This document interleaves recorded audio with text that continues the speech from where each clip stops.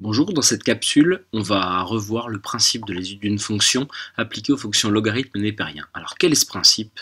Quand on vous donne une fonction définie sur un domaine de définition, en premier lieu, il convient de la dériver.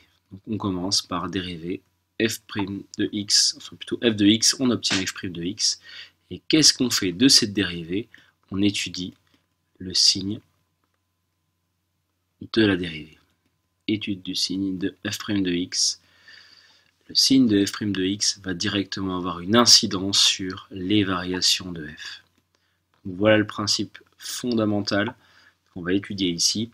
En dernier lieu, on parlera de l'équation de la tangente et puis des tangentes particulières, mais là on commence sur une fonction f de x qui est égale à 3x carré moins 6ln de x, qui est définie sur, chose très importante, 0 plus l'infini, ouvert. Ce sera très important de le noter pour l'étude du signe. Mais avant, on dérive. Alors souvent, la dérivée est donnée, il faut le vérifier. Donc c'est parti, on est en présence de quoi? Eh bien, tout simplement d'une somme. Donc f est une somme, ou une différence, c'est pareil. Donc, or, u plus v, c'est quoi la dérivée de u plus v? C'est u' plus v'. Donc c'est parti. Ça donne quoi pour f' de x? La dérivée de x carré, c'est 2x, donc on se retrouve avec 3 fois 2x moins 6, le coef, et la dérivée de ln de x, c'est 1 sur x. Donc la dérivée, c'est 6x moins 6 sur x. On pourrait encadrer ceci, or on vous demande de vérifier que c'est la même chose que cette quantité. Alors pourquoi fait-on ceci? Pour vous induire sur la bonne route à prendre pour étudier les variations. Si vous en restez là, ça va être compliqué d'étudier le signe d'une différence, alors que le signe d'un quotient, grâce à un tableau de signes, on s'en sort. Comment faire pour passer de là à là? On met tout au même dénominateur. Ce dénominateur commun, il est donné, hein, c'est x. Donc on va multiplier le haut et le bas de cette partie par x. Pour l'instant, c'est sur 1. On multiplie par x le bas et le haut. On se retrouve du coup avec une fraction sur x, c'est un peu l'objectif, et puis donc en haut 6x carré ici, et puis moins 6 ici. Voilà pour cette première question de la dérivée. Ça c'est fait. Comment étudier le signe de f', même si on ne vous le dit pas? Eh bien, il faut jeter un petit coup d'œil à la constitution de cette dérivée. Là, on voit que c'est un quotient, c'est parfait. On adore les quotients et les produits pour étudier leur signe. Donc, le signe du dénominateur ici, ça va être positif, il faut le dire.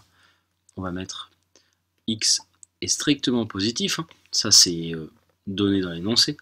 Ça veut dire que le signe de f', ça va correspondre au signe de quoi? Le signe de f' de x est celui du numérateur. Donc reste à étudier le signe de 6x carré moins 6. Qu'est-ce que c'est? C'est un polynôme du second degré. Donc on va trouver ses racines et on va utiliser la fameuse phrase le CL du signe de A à l'extérieur des racines, si jamais il y en a deux. Alors là, on ne dégaine pas le delta. Hein. Trouver les racines, ça revient à résoudre ceci.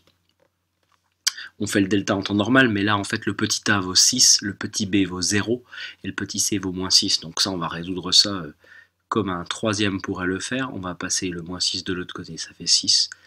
On va diviser par 6. On a x carré égale 1, ce qui veut dire que x est égal à 1. Ou alors, attention, il ne faut pas oublier l'autre, x est égal à moins 1. On va pouvoir faire le tableau de signes suivant. Je vais mettre x, je vais mettre signe de et f' de x directement. Et puis je vais conclure avec variation de f en bas. Vous vous rappelez, on empile les tableaux. Donc on est sur quel domaine? On est sur 0 plus l'infini. Et en plus, double barre en 0, vu que ln de 0 n'a pas de sens, et qu'en plus ici on le divise par 0. Voilà la structure du tableau. Au passage, on pourra remarquer que on va garder cette solution qui appartient à 0 plus l'infini, mais que celle-là, elle va passer à la trappe. Hein. Donc, on place ma racine finalement, vu que j'ai que 1. Elle annule f' de x. Et puis donc, Ça, c'est du signe de A, c'est-à-dire de 6, c'est-à-dire positif, à l'extérieur des racines. C'est-à-dire à l'extérieur, ça veut dire ici, et ça veut dire de l'autre côté du moins 1 que je n'ai pas écrit. Donc il y a un 0 ici qui se balade. Un plus, pardon, qui se balade, de l'autre côté du 0 qu'on ne voit pas. Et puis donc moins entre les deux. Ici, ça donne moins. Une dérivée négative, c'est une fonction qui décroît, et une dérivée positive, c'est une fonction qui croît. Reste à remplir cette chose-là. Comment faire pour l'avoir? Ben, c'est l'image de 1, f de 1. Qu'est-ce que ça vaut? On reprend la bonne fonction. Ça fait 3 fois 1 au carré, moins 6 ln de 1. 3 fois 1 au carré, ça fait 3. Puis ln de 1, ça fait 0. Donc ça s'en va. On se trouve 3. Donc a priori, le minimum, c'est le point de coordonnée 1, 3. Et votre fonction est décroissante sur 0, 1, et croissante sur 1 plus l'infini. Évidemment, entre-temps, vous aurez tapé tout ça à la calculatrice. Moi, je l'ai déjà fait sur GeoGebra, on y jette un petit coup d'œil. On a bien une fonction qui a un minimum en 1, 3, qui est déjà décroissante, puis après croissante. Donc n'hésitez pas à la taper dans un premier temps. C'est la première chose à faire finalement. Grâce à ça, vous pouvez reconstituer vos variations et puis remonter sur le signe de la dérivée si ça pose problème. L'équation de la tangente, je vous redonne l'équation générale. C'est y égale f' de 1 facteur de x moins 1 plus f de 1. Ça, c'est quand elle est en 1, évidemment. Sauf que là, cas particulier, on pourrait se lancer dans ce calcul, mais en 1, que se passe-t-il au niveau de la tangente? Eh bien, tout simplement, elle est horizontale. Elle est horizontale puisqu'on est en présence d'un minimum. Donc, on va pouvoir directement écrire son équation. Y égale, c'est une horizontale, une constante, y égale 3. Directement. Pourquoi? Parce que f' de 1, c'est ici, hein, ça fait 0.